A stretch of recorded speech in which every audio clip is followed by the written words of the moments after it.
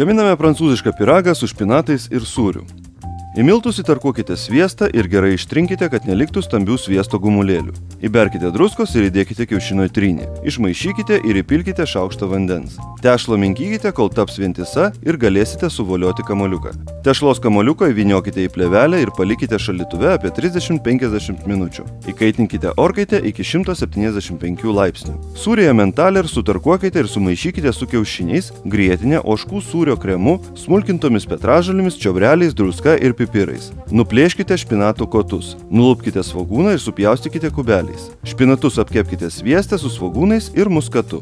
Atvėsinkite. Ištraukite iš šaldytuvo tešlą, truputį paminkykite ir iškočiokite. Klokite tešlos blyną į kepimo skardą taip, kad kraštai užsilenktų apie 5-8 cm.